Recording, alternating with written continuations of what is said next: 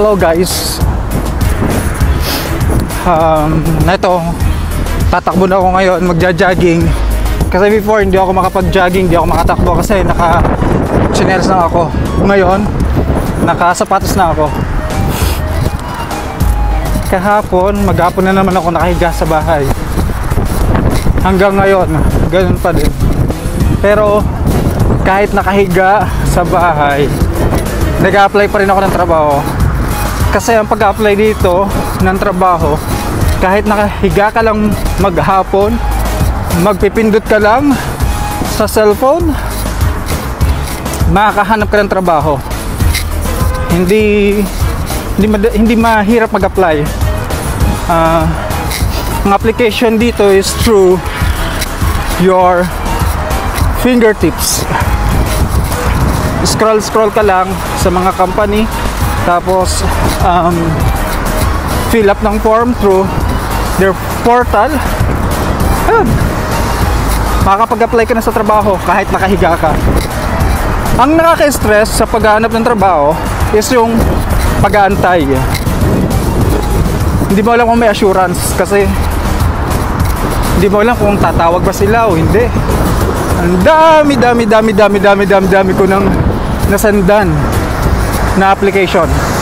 Pero konti lang yung tumawag. Konti lang yung nag-invite ng interview. Ganon, yun ang nakaka-stress. Kung sa paghahanap ng trabaho, madaming makikitang trabaho. Pero ang trabaho hindi nakakakita sa akin. Ayun, yun ang nakaka-stress. Tapos, pag natawagan ka na for interview, i-interviewin ka naman nila. Tama naman lahat ng sasagot mo kasi yun naman yung ginagawa mo based on your experience. Ang mahirap dun, ang nakaka-stress is yung pag-aantay after ng interview. Napaka-polite ng mga interviewer, mababait sila, pero after ng interview, mag-aantay ka na naman na hindi mo alam kung kailan ka tatawagan or mag-i-email ng result. Minsan ayun ang nakaka-down, makaka-receive ka ng email na rejected ka or hindi ka napili sa trabaho na ina-applyan mo. Ayun ang nakaka-stress. Pero I still have faith in my heart na matatawag at tawagan pa rin ako sa mga na-interviewhan ko by faith. Kaya ngayon, dahil maghapon nga ako nakahiga, tatakbo muna tayo sa same place dun sa Burj Al Arab. Ang haba kasi ng takbuhan doon at maganda. Rubberized ang tinatakbuhan doon at sadyang para sa mga may mga healthy lifestyle. Ginawa yon, track na yan para sa mga taong gustong maging healthy. Kaya samahan nyo ulit ako. Abutin na naman tayo ng gabi. Yan. At ang isa pang maganda dito, kahit na anong oras ng araw ka maglakad dito mag-isa, kahit sa lugar dito, hindi nakakatakot. Kasi ang mga pulis dito, respetado, kinatatakutan ng pulis. Kaya secured. So mamaya ulit, medyo mahangin ngayon. Ciao.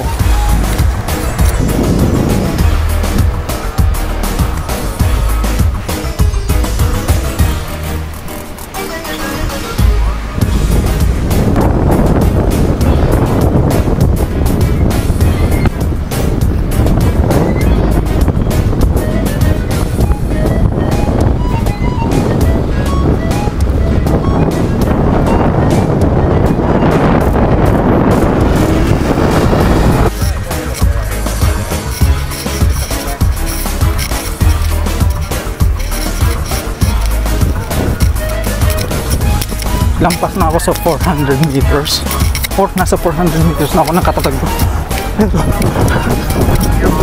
Pagod na ako.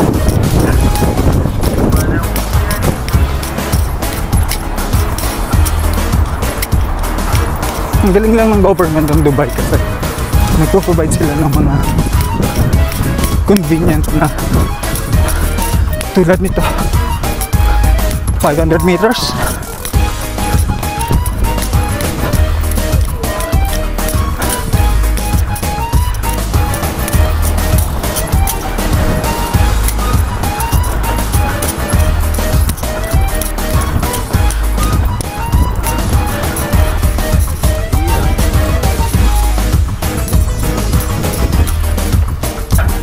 Naka 1 kilometer na ako.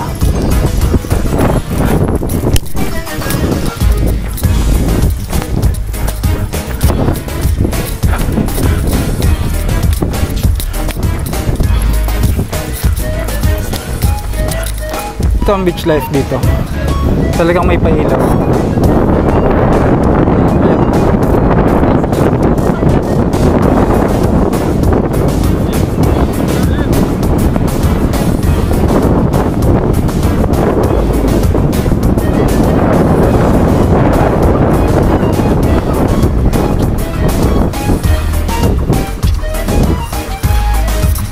Samag na Jumeirah 5.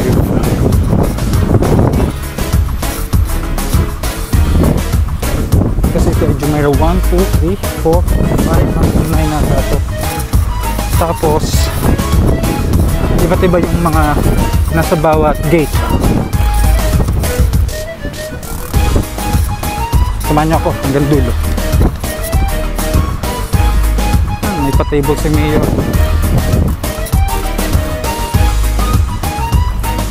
Doon yung sa bike, ayan, dito yung track ng bike. Dito naman sa mga nagja-jogging at sa mga nagwo-walking, magkahiwalay. Talagang budget na budget. Itong wood, para sa mga nagwo-walking. Diba talagang may kanya-kanya. Tapos, itong rubberized, ito, rubberized to. Para naman to sa mga nagja-jogging, tumatakbo.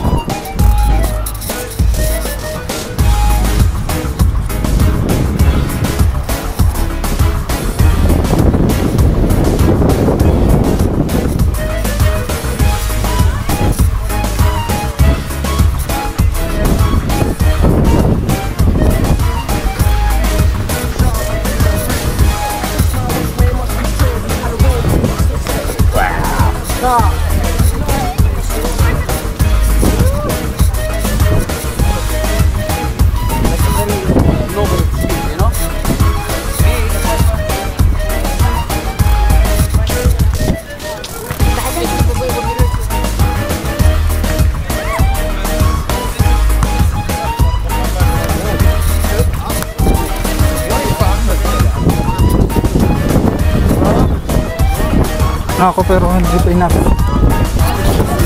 I need to burn more.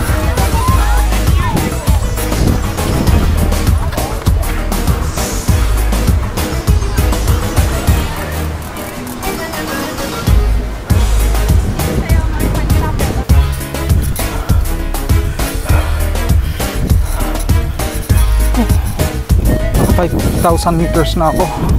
Pero nasa Plaza 9 pa lang. Hanggang 10 ata itong plaza ito. Ang layo. Grabe. Ang layo ko na sila.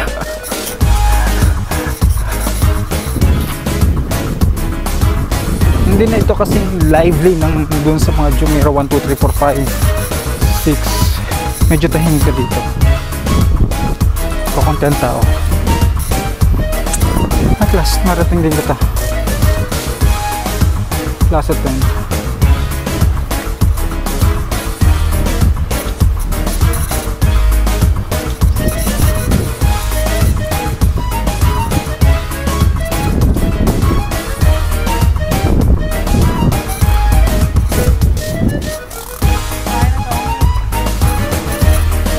5,000 meters na ako pero hindi ko alam kung saan ito matatapos.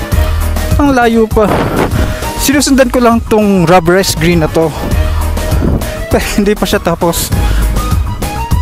Ang haba pa. Ang layo ko na kaya.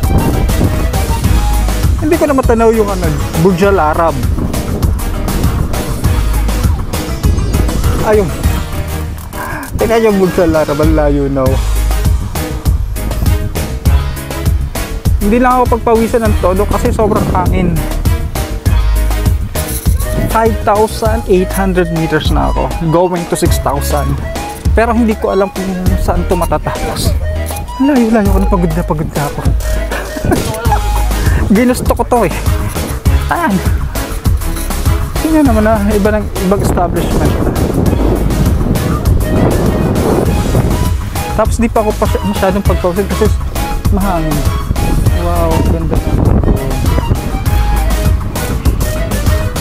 Parang swimming pool.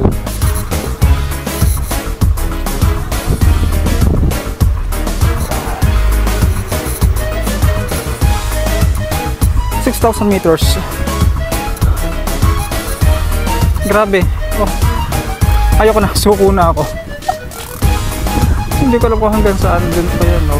Saan yan?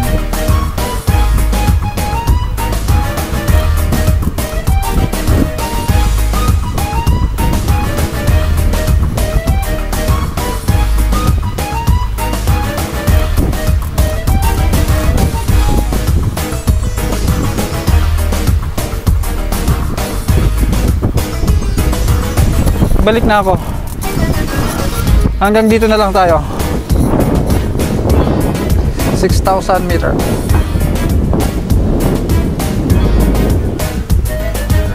Ang layo. 6,000 meter. Tapos babalik ako hanggang doon. Hanggang doon. It's another 6,000 meter again. Oh my goodness. Ipapakita ko sa inyo para tong swimming pool.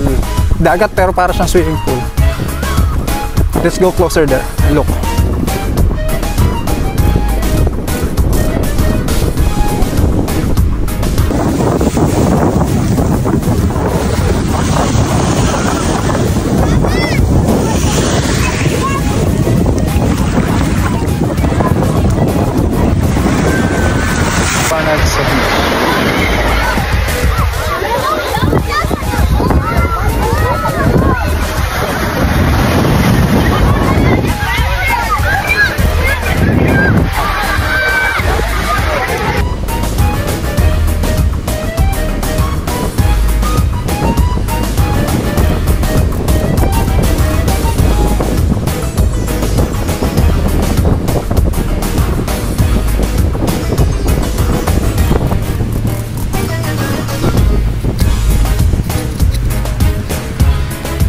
At dito nagtatapos ang ating paglalakad, ang ating pagja-jogging, takbo, whatever. Sobrang kakapagod at sobrang na akong pagod. Ito na ang Burj Khalifa. Ayan. Ganito kalakas ang hangin, no? Ayan. So, uwi na ako.